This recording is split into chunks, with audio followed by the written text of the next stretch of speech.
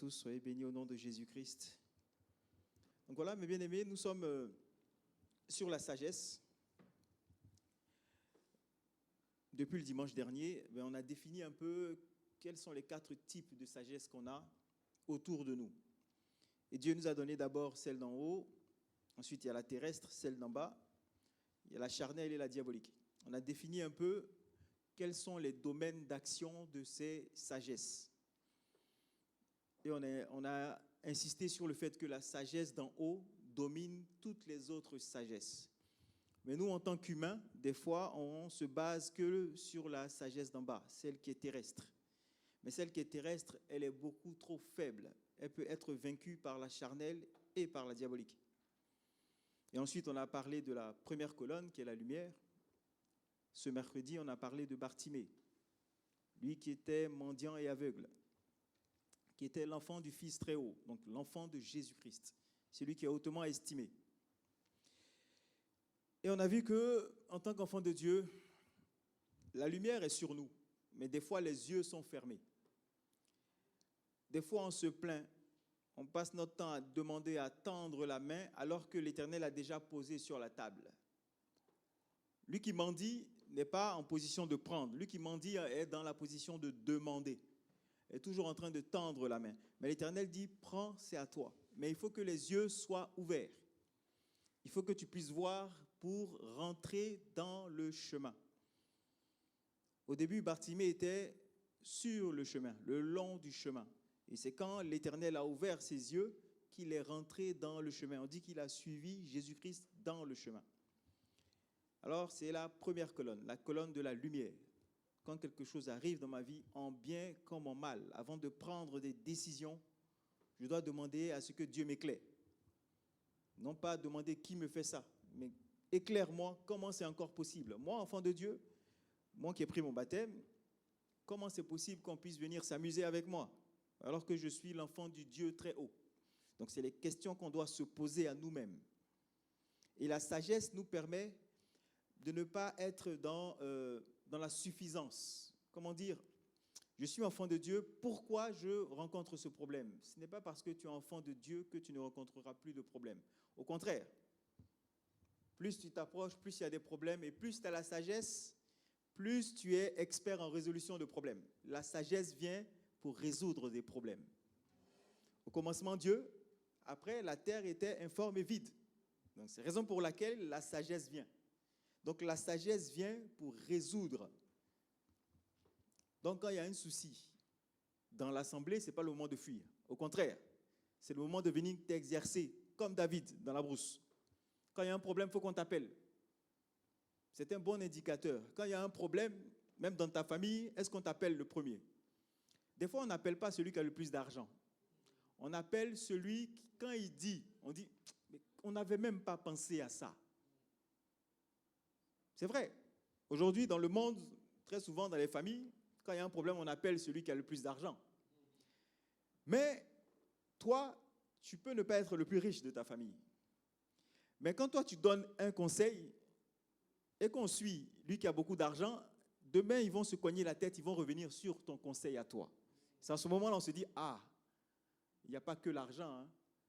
Il y a l'intelligence d'en haut, il y a la sagesse d'en haut. Donc, Dieu peut mettre en toi une sagesse qui fait qu'on te cherche quand il y a un problème. Ou un tel frère, une telle sœur, elle est où? Quand elle dit, finalement, ça se passe comme elle dit. Quand il dit, finalement, ça se passe comme il dit. On va l'écouter. Donc, tu prends de l'importance. Souviens-toi de Daniel. Daniel n'était pas le plus riche à Babylone. Pas du tout, au contraire. Mais on écoutait Daniel parce qu'il avait des lumières. Parce que quand lui il dit, ça se passe ainsi. Donc, par la sagesse, tu as une importance. L'Éternel est venu faire de nous un royaume des sacrificateurs. Il n'y a aucun roi qui dirige sans sagesse. Il n'y a aucun roi qui dirige sans conseiller. Mais nous, on ne veut pas diriger avec des conseillers comme Macron, où on prend le ministre de temps, ministre de ci, ministre de là. Mais au contraire, on veut diriger avec Dieu. Dieu est notre conseiller, c'est l'admirable conseiller. Donc, on ne peut pas aussi parler de sagesse sans parler de Salomon. Donc, aujourd'hui, on va parler de Salomon. On est dans 1 Roi, 1 roi 3. 1 roi 3, ça sera notre thème du jour. Notre verset central du jour, on est dans 1 roi 3 à partir du verset 5.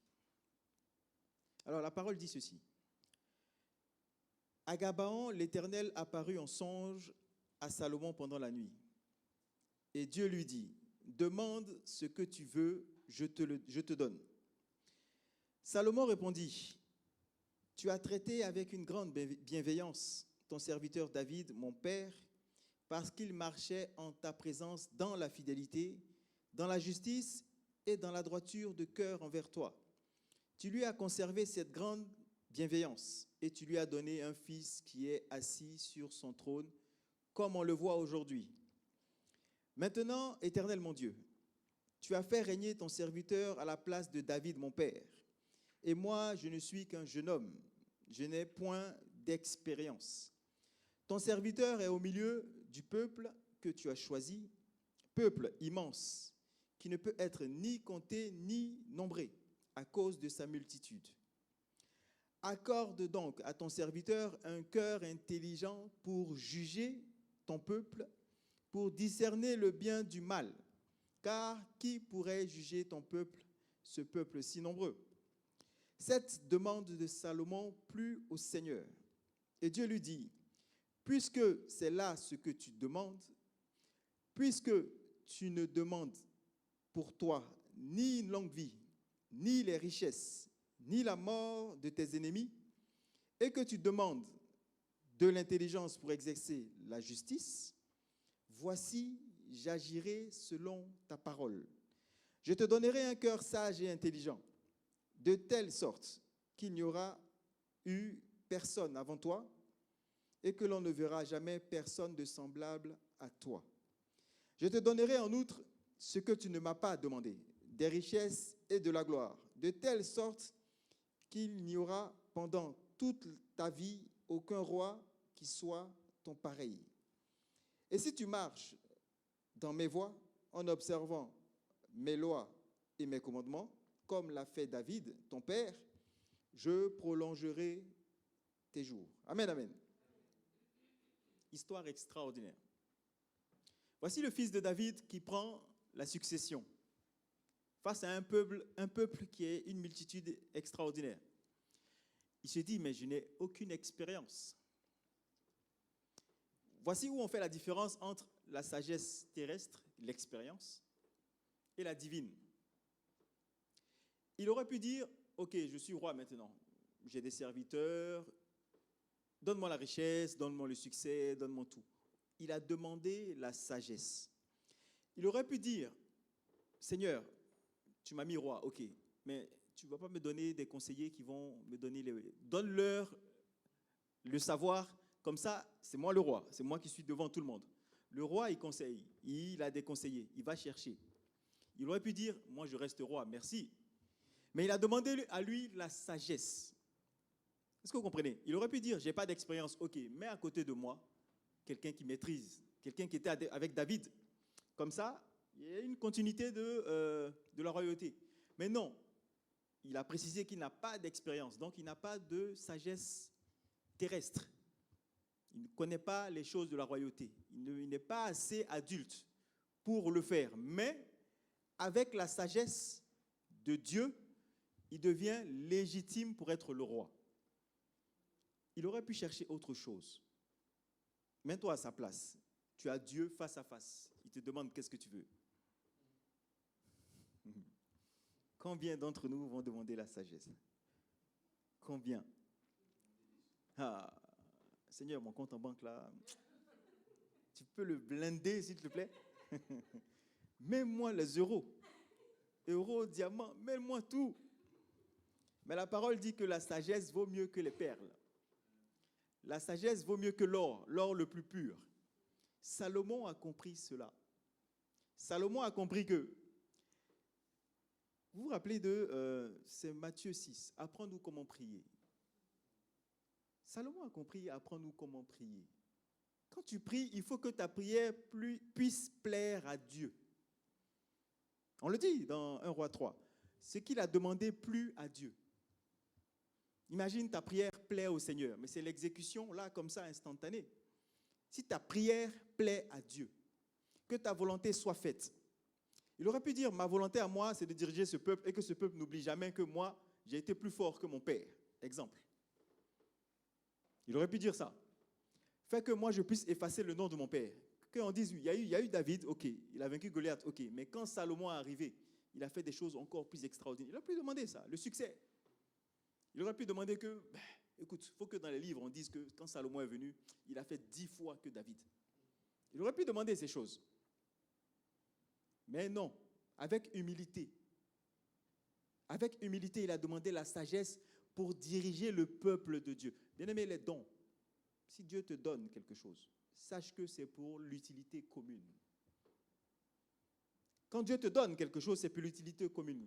Si tu sais jouer à la guitare ou au piano ou au truc, c'est pour l'utilité commune.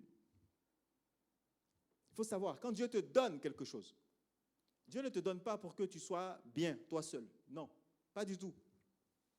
Pas du tout.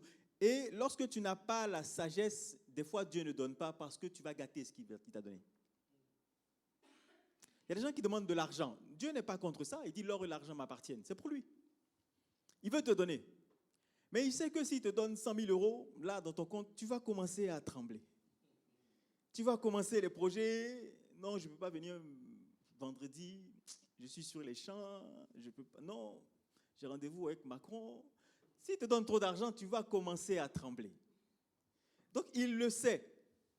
Dieu le sait. On ne cache rien au Seigneur. Dieu le sait.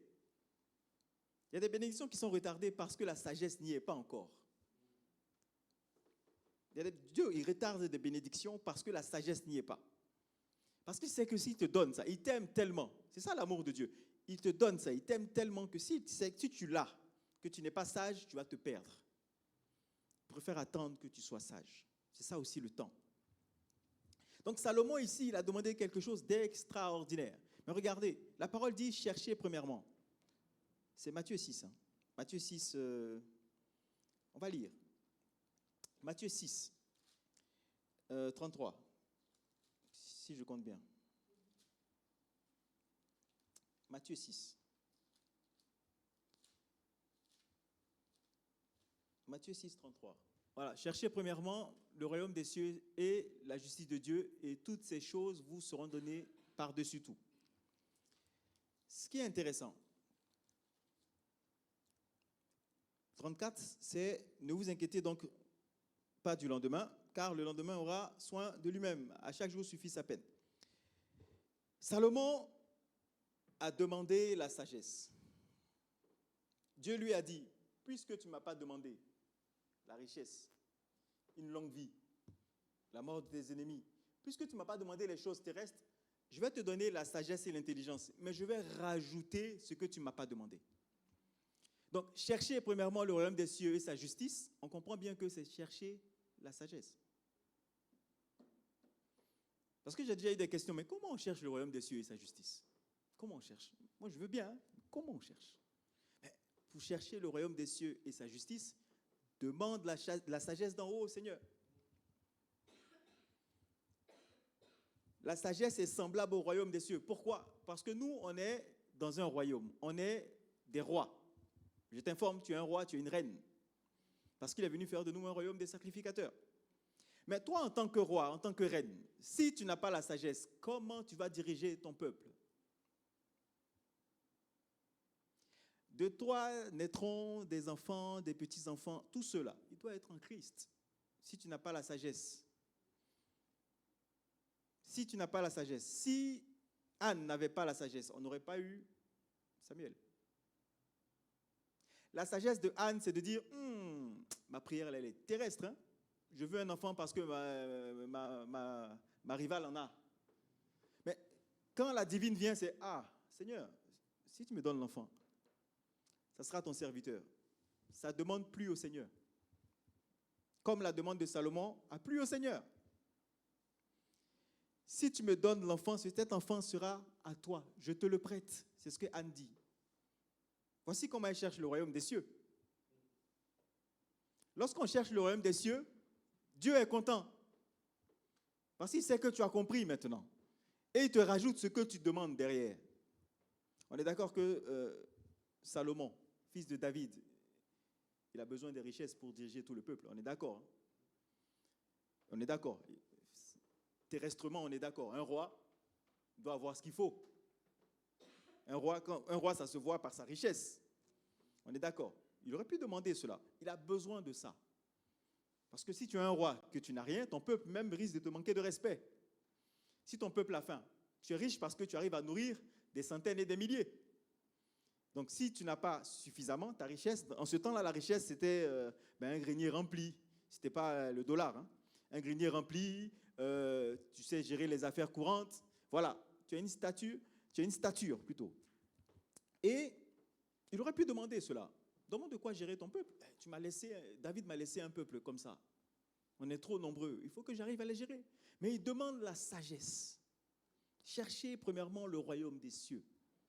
Et Dieu dit, mais puisque tu m'as demandé ça, ça me plaît tellement ce que tu m'as demandé. Tu as compris ce que j'attends de toi, homme.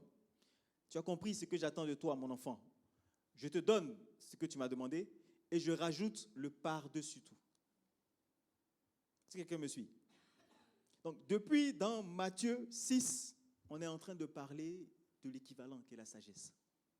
C'est avec la sagesse que tu sauras quand parler, quand se taire, quand agir, quand ne pas agir, quand se lever, quand trop c'est trop, quand laisser faire. C'est la sagesse qui permet cela. Salomon prend les rênes du pouvoir en étant jeune, sans expérience. Il marche à la sagesse.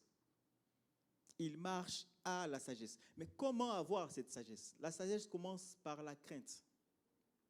On est dans, c'est Proverbe 9, verset 10. Mon frère, est-ce que tu peux nous afficher ça, s'il te plaît? Le début de la sagesse, c'est la crainte de Dieu. C'est la crainte de Dieu. Proverbe 9, verset 10.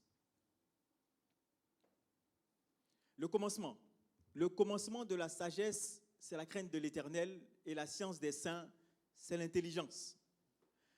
Tu ne peux pas avoir la sagesse d'en haut si tu ne crains pas Dieu. Ce n'est pas possible. Ce n'est pas possible. Pour dire à Dieu, je veux la sagesse, il faut que je sois dans la crainte. Craindre Dieu, qu'est-ce que c'est? C'est me dire que, en tout temps, en tout lieu, en toute occasion, il y a un Dieu qui me voit. Il n'y a pas de choses cachées. Même quand je suis chez moi, dans la pièce la plus isolée, Dieu me voit. Quand je marche avec ça dans ma tête, ce n'est pas de la peur, c'est de la crainte. C'est de me dire que tous les jours, je suis avec mon Dieu. Donc, il n'y a pas de moment où je suis ici, il n'y a pas de moment où je suis ici. Je suis toujours dans sa présence. C'est ça la crainte de mon Dieu. Je marche en me disant, il y a toujours mon Dieu avec moi et je dois faire. Lorsque je pose un acte, je dis, est-ce que ça plaît à Dieu? Si je vois que ça ne plaît pas, j'arrête. Ça devient mon marqueur. Quand je veux faire ça, est-ce que ça plaît à Dieu? Quand je veux parler, est-ce que ce que je vais dire là, ça plaît à Dieu? Quand je veux donner mon oreille à quelque chose, est-ce que ce que je vais écouter là, ça plaît à Dieu? Quand je veux regarder quelque chose, est-ce que ce que je vais regarder, ça plaît à Dieu? Quand tu arrives à faire ça, parce que la sagesse, son but, c'est quoi? C'est te donner le discernement. Celui qui a la sagesse sait discerner ce qui est bien de ce qui est mal. Et en 2026, avec la rapidité des réseaux sociaux, ce qui est bien de ce qui est mal, ça flirte ensemble. Le discernement de ce qui est bien et de ce qui est mal, c'est bizarre. Des fois, tu vois des choses dans les églises, tu ne sais plus si c'est bien ou c'est mal. Tu ne sais plus. Des hommes de Dieu qui te parlent de façon extraordinaire, qui font des choses, mais tu te dis, mais attends, c'est bizarre. Tu ne sais plus ce qui est bien de ce qui est mal. Et vu que maintenant, on a accès à tout, des gens ont créé des églises sur Internet, on ne se déplace plus, on dit, mais la parole de Dieu vient à moi. Et quand on dit ça à ces personnes, ils disent, mais j'écoute la parole. Mais viens vérifier ce qui se passe en réalité. Mon frère Yannick ne me croit pas. La sagesse, c'est aller vérifier tout ce que je te dis. C'est ça la sagesse. Ce n'est pas dire que, ah non, mais c'est Papa Freddy qui l'a mis là.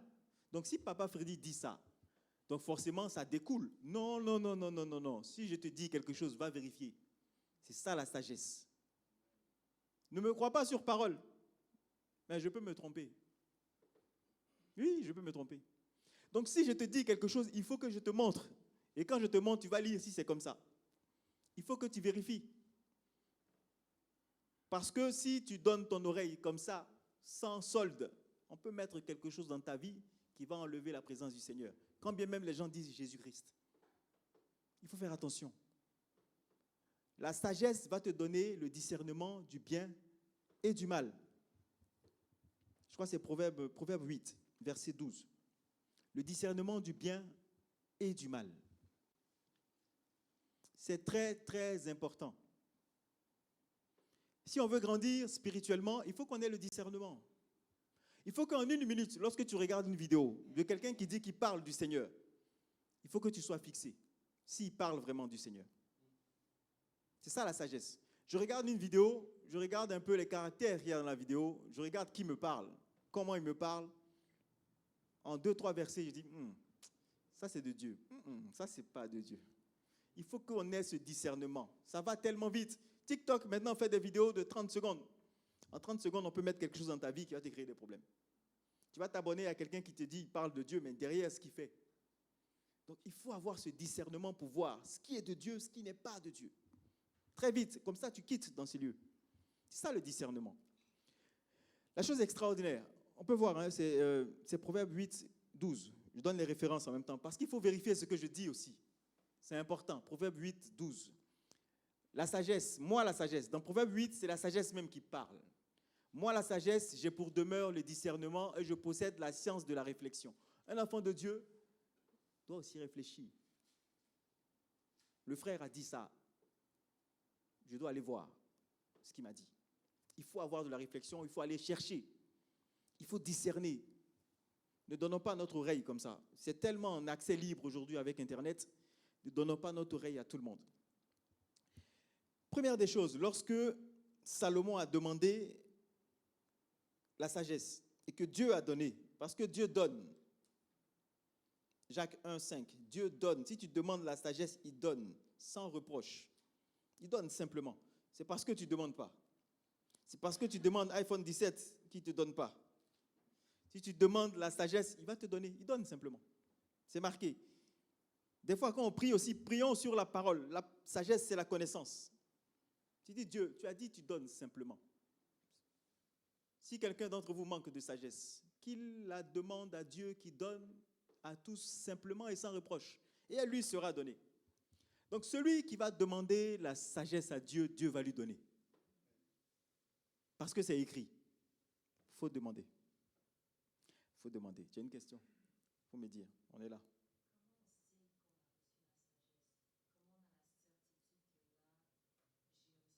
Ok, bon, je vais dire pour ceux qui sont sur Zoom. La sœur me demande comment on sait qu'on a reçu la sagesse. La parole dit ceci.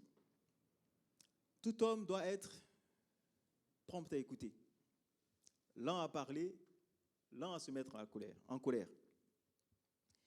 La sagesse vient déjà par l'écoute. L'écoute de quoi? L'écoute de la parole. La sagesse vient par la connaissance, par le discernement du bien et du mal, et par la crainte de Dieu. Comment tu vas savoir que tu as de la sagesse? Lorsque dans ta vie courante, quand tu voudras poser un acte, tu auras un frein. Et tu vas te demander, est-ce que ce que je fais là, ça vient de Dieu? La crainte. À chaque acte posé, ta conscience va te dire, choisis, où tu mets ça? Tu mets ça dans le bien ou tu mets dans le mal? Quand ta vie est régie par ça, tu sais que tu as la sagesse. Mais ce qui est bien avec Dieu, lorsque tu acceptes le Seigneur, on a tous une jauge de sagesse d'en haut. Tous. Parce que Dieu ne donne aucun enfant de Dieu, aucun de ses enfants à zéro. La preuve, les talents. Il n'y a pas quelqu'un qui a zéro. Tu n'as pas zéro. Mais seulement qu'il y a les chevilles, comme on dit, l'eau, cheville, genoux, rein, et puis ceux qui nagent. Donc c'est des niveaux. On a tous un niveau de sagesse divine. Hein? La terrestre, on l'a tous. La divine, on a un niveau. On a tous un niveau. Mais quand tu veux poser un acte, quand même que tu veux avancer, tu veux aller faire une entreprise, créer quelque chose, tu te demandes est-ce que ça va aller dans le sens de Dieu. À ce moment-là, sache que tu as la sagesse divine. La sagesse, c'est comme quelqu'un qui est à côté de toi. C'est aussi le Saint-Esprit. C'est comme quelqu'un qui est à côté de toi qui te dit, on ne va pas là, on va là. Ça, on ne prend pas. Ça, on prend. Donc, c'est comme si tu es conduit par autre chose que toi-même, que ton désir. Il aurait pu demander l'argent, Salomon. Il a demandé la sagesse. Parce qu'il a compris que avoir la sagesse, c'est avoir plus que l'or, plus que l'argent. Ça vaut plus que les perles. Donc, la sagesse vient du moment où, à chaque acte, j'ai une question que je me pose. Je fais ou je ne fais pas. Seigneur, avoir la sagesse, c'est avoir un conseiller. Et qui est l'admirable? C'est Jésus-Christ. Je pose la question à mon Seigneur. Je sais que je ne suis pas seul. La crainte, c'est savoir qu'il y a quelqu'un. Il y a quelqu'un à côté de moi, qui est mon Dieu, qui me regarde en tout temps. Parce que des fois, les enfants de Dieu, ils disent, oh, Dieu n'est pas là. Et tu vois, quand tu te dis Dieu n'est pas là, là, il y a un problème. Là, il y a un manque de sagesse. Il y a un manque de sagesse. Il est là en tout temps et en tout lieu. Tu ne caches rien. On ne cache rien. On ne peut pas cacher. Il est là en tout temps et en tout lieu. Donc, la crainte, le commencement, c'est la crainte. Quand je crains l'Éternel, c'est un bon début pour la sagesse. Je suis en train de grandir en sagesse. Et chaque jour, il rajoute. C'est ça son amour. À Salomon, il a continué de rajouter, de rajouter, de rajouter. Et la preuve dans l'histoire, 1 Roi 3, on est au verset 16. Tout de suite, lorsque l'Éternel donne la sagesse à Salomon, il y a une histoire, parce que c'est un roi. Il doit juger. Dans 1 Roi 3, à partir du verset 16. Alors 2 femmes prostituées vinrent chez le roi et se présentèrent devant lui. L'une des femmes dit, « Pardon, mon Seigneur, moi et cette femme, nous demeurions dans la même maison. Et je suis accouchée près d'elle dans la maison. 3 jours après, cette femme est aussi accouchée. Nous étions ensemble, aucun étranger n'était avec nous dans la maison. Il n'y avait que nous deux. Le fils de cette femme est mort pendant la nuit, parce qu'elle s'était couchée sur lui. Elle s'est levée au milieu de la nuit. Elle a pris mon fils à mes côtés, tandis que ta servante dormait, et l'a couché dans son sein. Et son fils qui était mort, elle l'a couché dans mon sein. Le matin, je me suis levé pour allaiter mon fils, et voici, il était mort. Je le regardais attentivement le matin, et voici, ce n'était pas mon fils que j'avais enfanté. L'autre femme dit, au contraire, c'est mon fils qui est vivant, et c'est ton fils qui est mort. Mais la première répliqua, nullement, c'est ton fils qui est mort, c'est mon fils qui est vivant. C'est ainsi qu'elles parlèrent devant le roi. Là où ça devient intéressant, le roi dit, l'une dit, c'est mon fils qui est mort. L'autre dit, nullement, c'est ton fils qui est mort, et c'est mon fils qui est vivant. Puis il ajouta, apportez-moi une épée. On apporta une épée devant le roi, et le roi dit, coupez en deux l'enfant qui vit, et donnez-en la moitié à l'une et la moitié à l'autre. Alors la femme dont le fils était vivant sentit ses entrailles s'émouvoir pour son fils. Et elle dit au roi, ah, mon Seigneur, donnez-lui l'enfant qui vit, ne le faites point mourir. Mais l'autre dit, il ne sera ni à moi ni à toi, coupez-le. Et le roi, prenant la parole, dit, donnez à la première l'enfant qui vit, et ne le faites point mourir. C'est elle qui est sa mère. Tout Israël a pris le jugement que le roi avait prononcé, et l'on craignit le roi, car on vit de la sagesse de Dieu. On vit que la sagesse de Dieu était en lui pour diriger ses jugements. Amen, amen. Histoire extraordinaire. 2 femmes, 2 enfants. Elles viennent à peine d'accoucher. L'autre dort, elle écrase son enfant. Elle se lève pendant la nuit, elle prend l'enfant de celle qui a l'enfant vivant, elle échange. On arrive devant le roi. L'autre dit, c'est mon enfant, c'est mon enfant, c'est mon enfant, c'est mon enfant. Le roi dit, ok. Il dit, ok. On va couper en 2. On ne peut pas couper l'enfant en 2. C'est de la sagesse. Le roi n'allait pas couper l'enfant en 2. Mais la sagesse te permet de voir quelle est celle qui dit la vérité, celle qui ment. C'est ça la sagesse. Discerner le bien du mal. Parce que des fois, le mal fait tout pour ressembler au bien. Le mal fait tout. Le bien, lui, il est bien. Il est dans la droiture. Il ne lui ressemble à personne, il ressemble à lui-même. C'est le bien. C'est la parole. C'est le bien. Mais le mal, lui, il vient en cheval blanc. Il se déguise en ange de lumière. Comme le serpent, il rôde. Des fois, il passe comme ça. Tu penses, il s'aligne un peu avec la vérité. Tu penses que c'est la vérité. Mais comme c'est le serpent, il sort, il revient. Il sort, il revient. Et si tu regardes au moment où il est aligné avec la vérité, il faut la sagesse pour discerner. Parce que le mal arrive à faire quelque chose qui se jumelle un peu, ça ressemble un peu. Mais ce n'est pas ça. Donc si Salomon n'avait pas la sagesse, et puis dans ces moments-là, la personne la plus zélée, la personne qui va faire le plus de bruit, c'est la personne qui ment. Parce qu'elle, elle va toucher quoi? Le charnel. Mon enfant, la personne la femme qui avait l'enfant, qui était son enfant, je crois que ses pleurs étaient moins expressifs que celle qui avait tué son enfant. Est-ce que vous comprenez? Le mensonge va aller dans le charnel. Le mensonge va aller dans l'émotion. Elle va venir se rouler devant le roi. Elle veut voler mon enfant, elle veut voler mon enfant. Celle qui est vraiment la mère de l'enfant, elle va dire non, c'est mon enfant, je sais. Donc si on regarde dans le côté charnel, dans le côté émotion, on va donner à celle qui pleure plus. On va donner à celle qui pleure plus. Donc si le roi n'avait pas la sagesse d'en haut, on aurait donné à la personne qui se roule le plus, parce qu'elle, elle a déjà perdu son enfant, elle est déjà en deuil.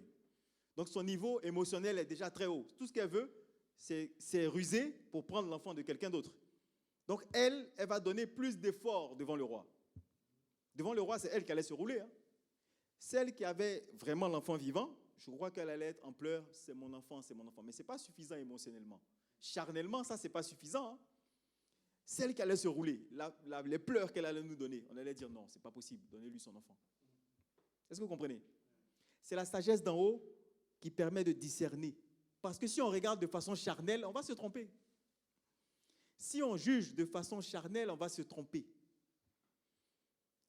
Donc c'est cette sagesse-là que Dieu a donnée à Salomon. Et quand le peuple a vu que le roi peut faire des choses comme ça, il est vraiment rentré dans son rôle de roi. On a dit, lui, il peut juger des histoires, lui. Ça vient vraiment de Dieu. Est-ce que vous comprenez? Est-ce que c'est Amen? Cette sagesse-là, on doit l'avoir. Nous, en tant qu'enfants de Dieu, on ne doit pas juger avec l'émotion. Mais trop souvent, elle est dans l'émotion. Seigneur, tu m'avais dit que je serais riche. Tu m'avais dit que je serais la tête et pas la queue. Voilà aujourd'hui, je souffre. Voilà aujourd'hui, c'est compliqué. Voilà aujourd'hui, il y a des prières émotionnelles. Là, Dieu est en train de te dire que tu es en train de faire du charnel. Tu es en train de faire du charnel. Seigneur, tu m'as dit, les bénédictions vont me suivre. Tu m'as dit. Oui, elles vont te suivre. Mais il faut que tu aies la sagesse d'en haut pour voir ce qui doit être mis d'abord. Pour voir les colonnes, tu dois voir. On va en parler, c'est important. Moi, je ne veux plus entendre Dieu va faire. Parce qu'il a déjà fait. Moi, je ne crois pas à Dieu va faire. C'est comme si on est en train de me dire que Dieu est en train de bricoler. Dieu va faire. Il est en train de bricoler. En fait, il est en train de voir qu'est-ce qui va se passer demain. Mais il connaît demain. Donc, Dieu va faire. Il a déjà fait. Mais il a mis des choses à un niveau. Moi, je dois arriver à ce niveau. Dieu va faire, c'est se désengager. Alors que moi, mon Dieu veut me faire participer. C'est comme l'image que j'avais prise, mais c'est comme au foot. Il finit de dribbler tout le monde et il t'attend devant les cages, le but est vide. Mais il veut te faire la passe pour que toi, tu tires. Et on met ton nom. On dit, c'est toi qui as marqué. Pourtant, il a fait tout le travail.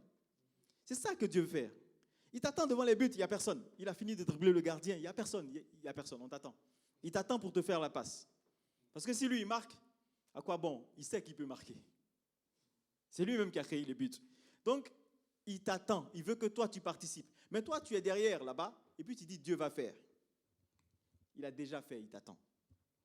Très souvent, en tant qu'enfant de Dieu, on se dit, pourquoi je souffre? Mais tu souffres parce que tu dois traverser l'informe et vide. Bien-aimé, dans notre vie, il y a informe et vide. À chaque étape de notre vie, il y a l'informe et vide. Lorsqu'on vient dans une assemblée, il y a informe et vide. C'est toi qui vas mettre la forme. Ah non, moi, je n'aime pas les problèmes. Mais non, la sagesse est là pour résoudre. Mais comment on s'exerce? C'est ça, moi je ne comprends pas. Ici, là, il y a trop de problèmes. Non, non, non, non. Il y a trop de... S'il y a trop de problèmes, c'est que tu dois t'exercer. Tu dois résoudre. Parce que si tu résous les problèmes qu'il y a ici, dans ta vie, ça sera beaucoup plus facile. Il y a des gens qui demandent au Seigneur, mais qui ne travaillent pas pour le Seigneur. Seigneur, je veux un travail, je veux quelque chose, je veux ci. Mais il dit, ma maison est là. Viens travailler dans la maison. Viens travailler dans la maison. C'est ça aussi la sagesse. De se dire que ce que je demande au Seigneur, je suis capable de le faire pour le Seigneur. On demande des choses extraordinaires au Seigneur. On ne se rend pas compte qu'il a déjà fait. On se dit, on ne voit pas. Mais si tu ne vois pas, c'est que tu es comme Bartimée. Tu es comme Bartimée. Ouvre les yeux, tu verras. Et quand tu vas voir, sache qu'il y a un temps où ça va s'accomplir. Il faut qu'on parle des colonnes. C'est tellement important. C'est tellement important.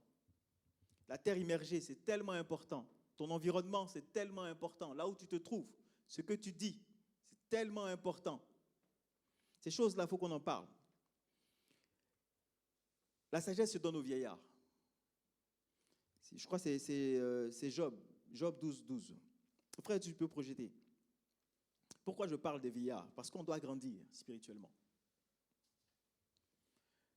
Quand tu viens en tant qu'enfant de Dieu, tu es encore au lait.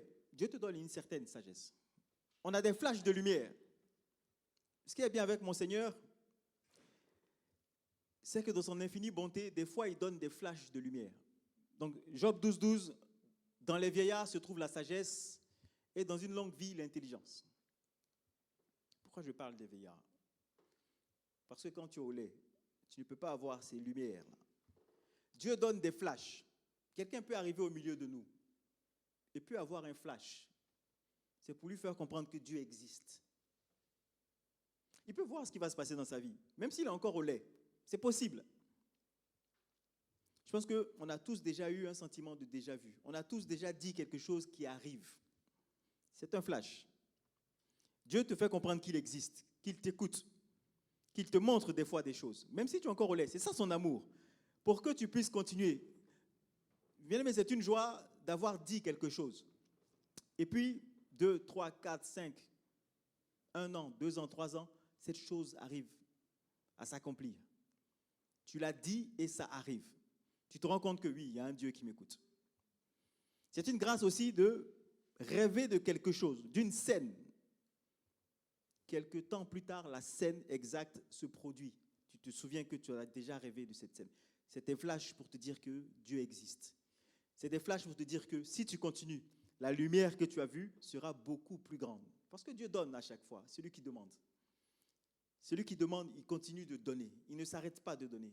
En abondance, ça ne finit pas. Il va te donner jusqu'à ce que tu dises, c'est bon, c'est trop. Mais tu ne diras pas ça. Tu continueras de recevoir au nom de Jésus-Christ. Donc, il faut comprendre ces choses. Tous autant que nous sommes, nous avons déjà eu une lumière du Seigneur. Être dans cette assemblée, c'est une lumière. Écouter la parole, c'est une lumière. La connaissance, c'est une lumière. La profondeur de la parole, c'est une lumière. Aujourd'hui, discerner les choses que tu ne peux plus faire, des choses que tu vas faire au nom de Jésus-Christ, c'est une lumière. Ça nous permet d'avancer, de grandir dans la parole. Et comme on a vu tout à l'heure, c'est chez les vieillards que réside la sagesse. On va aller voir, c'est Hébreux 5. Hébreux 5.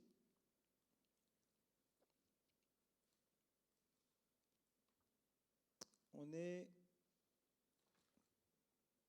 Hébreux 5,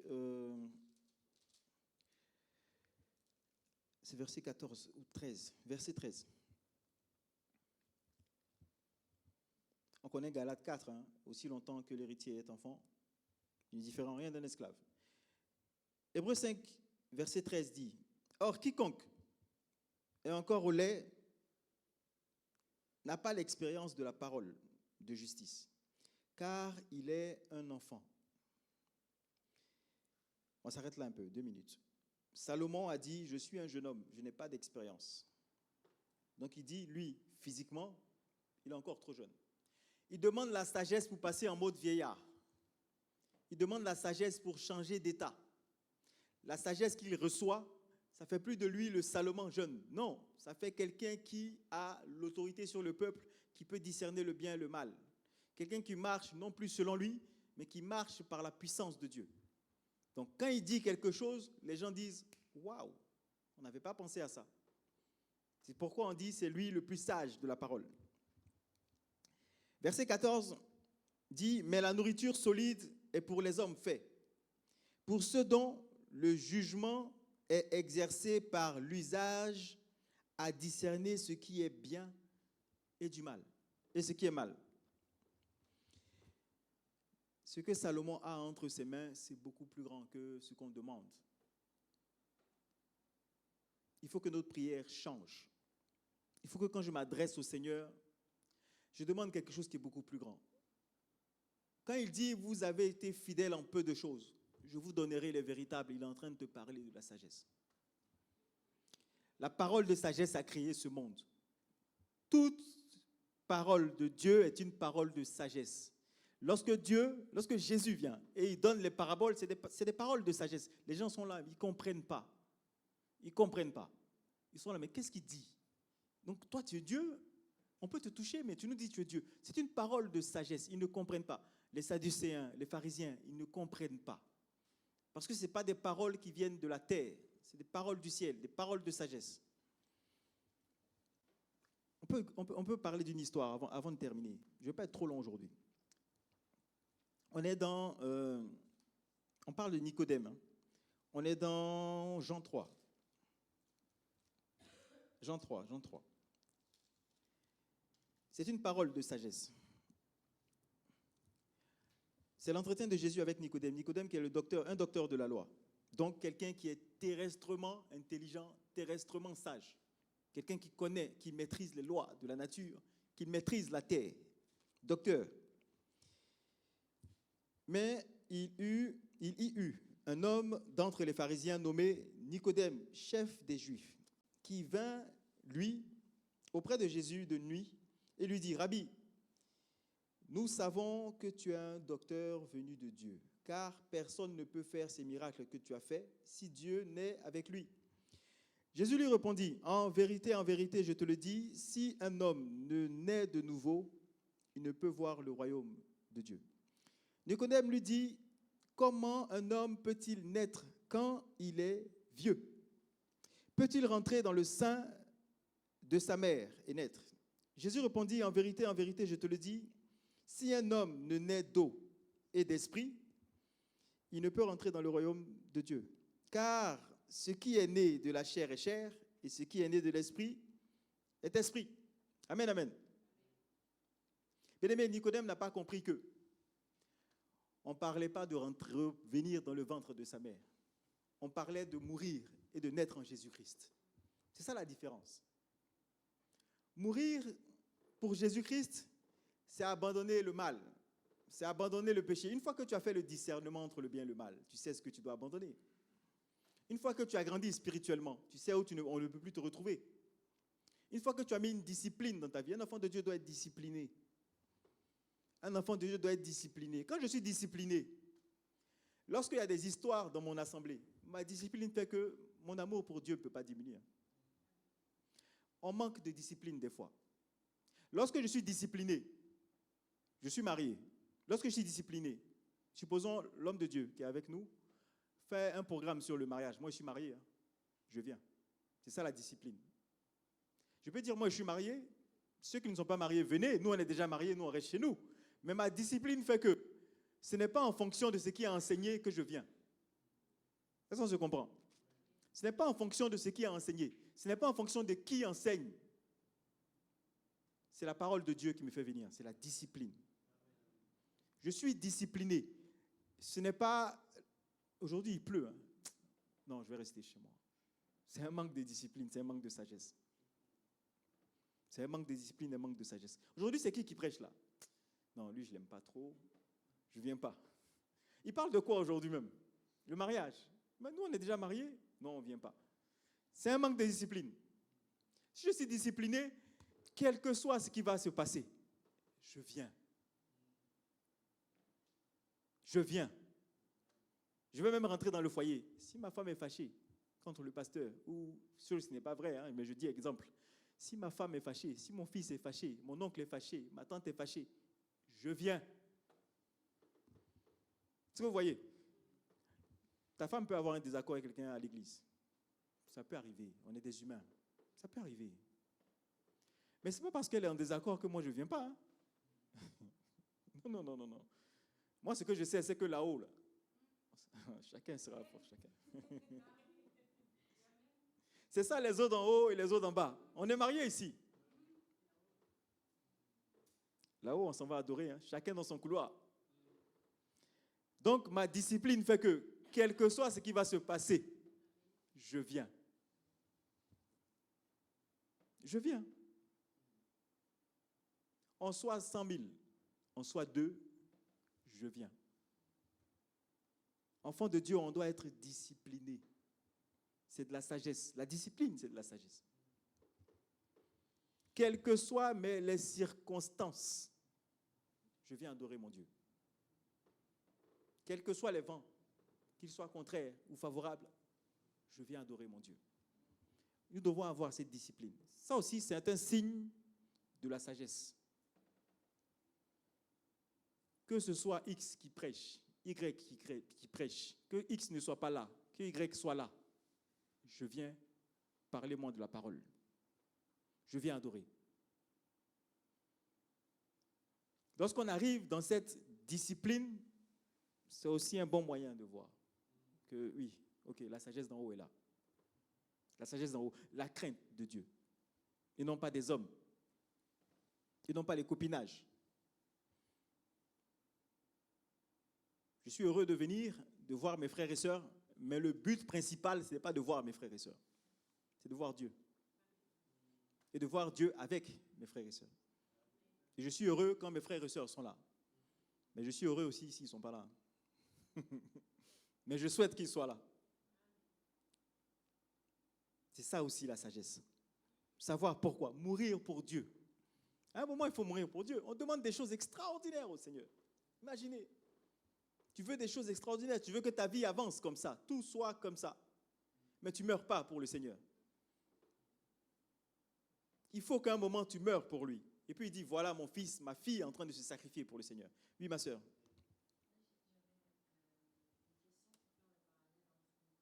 Oui.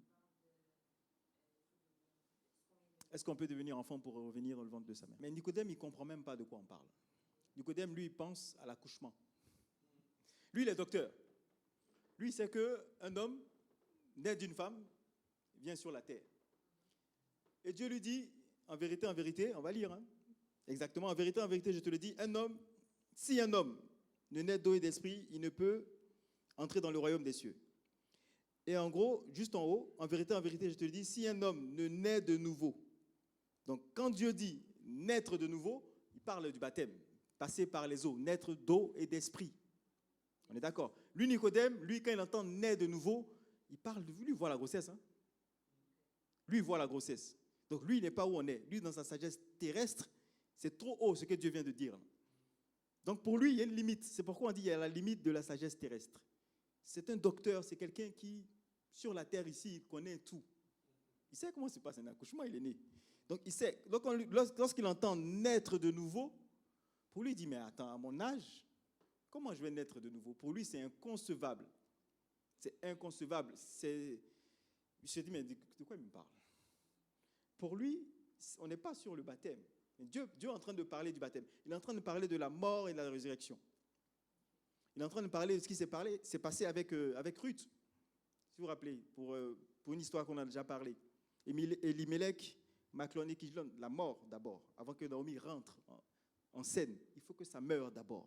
Lui, pour lui, là, on l'a perdu. Hein. Nicodème, il est perdu. Il est perdu. C'est pourquoi on dit qu'il faut naître d'eau et d'esprit. Donc le baptême d'eau, oui, celui qu'on doit avoir. Le baptême d'esprit.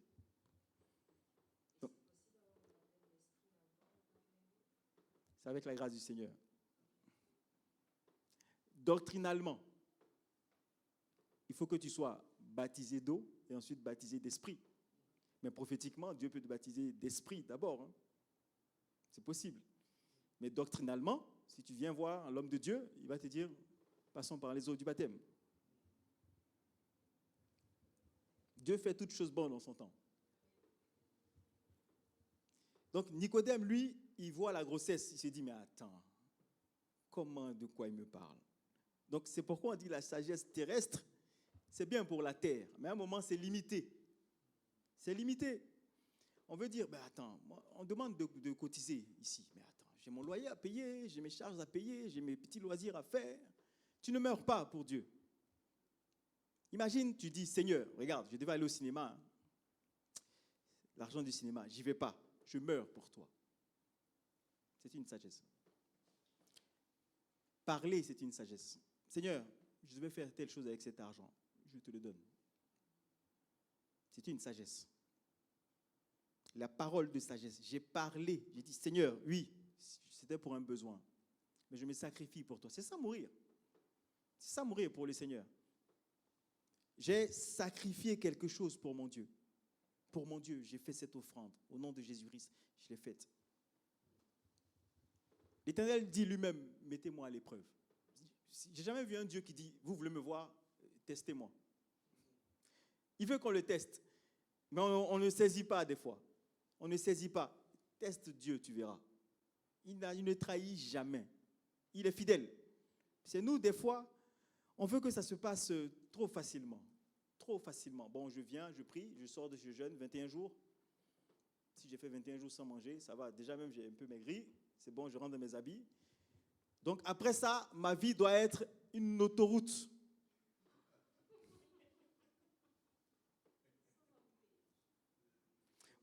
Tu peux avoir jeûné aujourd'hui en 2026. Ça se réalise en 2045 là-bas. Il fait toutes choses bonnes en son temps. Des fois, nous, en tant qu'hommes, non, tu ne vas pas te marier en 46, hein, c'est bientôt. Ce n'est pas en 46, c'est maintenant, au nom de Jésus. Mais des fois, nous, on pense que notre jeûne qu'on a fait réduit le temps, là, comme ça. Dieu, tu ne vois pas, j'ai jeûné. Tu ne vois pas, j'ai jeûné. Ça, c'est un manque de sagesse. Lorsqu'on s'attend, dès que le dimanche finit, après le jeûne, tu veux sortir là, tu veux quelqu'un avec une table comme ça. Tiens, ça c'est pour toi, iPhone 16, 17, 18, 19. Les gens veulent prendre des présents juste après. Mais non, c'est pas sage. C'est pas sage. C'est pas sage, c'est pas comme ça. C'est pas comme ça. Il fait toutes choses bonnes en son temps. Il fait toutes choses. On peut commencer le jeûne, premier jour, tu as déjà pour toi. Il n'est pas en train de compter si tu as mangé à 17h12, comme mes amis. Oh là là, ils font des jeûnes où on regarde l'heure comme ça. La nourriture est sur la table, ils sont comme ça. 59. Allez, c'est bon, on mange. Comment on peut passer toute la journée à penser à manger, de regarder sa montre, on mange aujourd'hui à 19h41. Ah, il est 40, ça fait 30 secondes, 32, 33. Et quand il est 41, on mange et on se dit qu'on a jeûné. Mais tu n'es pas mort, dans ton jeûne là, tu n'es pas mort. Tu n'es pas mort. Des fois, dans la journée, il voit quelque chose qu'il veut manger, il paye, il garde. Ça, ce soir, toi, tu vas voir, ce soir. Mais j'ai des amis comme ça, des collègues. Non, mais dans la journée, pendant leur truc, on est sur Internet, je ne dis pas. Pendant leur truc, ils payent de la nourriture, ils gardent. Ils disent, toi, ce soir, ça va être bien. Je veux bien manger. Je dis, mais attends, meurs un peu. Non, c'est comme ça chez nous. C'est comme ça chez eux. C'est très, charnel. C'est pas spirituel. C'est pas spirituel. C'est pas des choses d'en haut. Nous, on veut expérimenter les choses d'en haut. Pendant qu'on est en train de faire un jeûne, on fait un jeûne et prière. Parce que chez eux, pendant ce temps, il n'y a pas la prière, ils ont l'occupation de penser à ce que je vais manger le soir. Vous voyez? Pendant que nous, quand on fait le jeûne, c'est accompagné de la prière. Tu rentres dans une prière extraordinaire. Des fois même on prie ici et puis le temps il passe. Et puis quand on regarde comme ça, on dit mais il y a 1 heure, on aurait dû manger. Hein? Mais on a fait 1 heure de prière en plus. Il faut qu'on cherche les choses d'en haut. On veut trop toucher. Lorsque tu veux trop toucher, tu finis par toucher les mauvaises choses. Tu n'as plus le discernement entre le bien et le mal. Parce que tu veux toucher, tu veux accélérer la chose. On finit par faire les choses à la place de Dieu. Et quand ça ne vient pas comme on le souhaite, on finit par mettre en doute l'œuvre de Dieu. Et c'est là où ça a une influence sur la terre émergée. Mais on va s'arrêter là aujourd'hui. Ce dimanche, on va parler des 7 colonnes. On va les détailler et des 5 fondements. On va les détailler point par point, afin de pouvoir voir que nous, en tant qu'enfants de Dieu, dans notre vie, on a le pouvoir de voir comment ça va se passer, quand ça va se passer, où ça va se passer. Dieu va faire, il faut qu'on arrête. Il a déjà fait. On a le pouvoir de voir comment ça va se passer, quand et où. C'est à notre portée. Est-ce qu'on peut acclamer pour le Seigneur? Merci Jésus.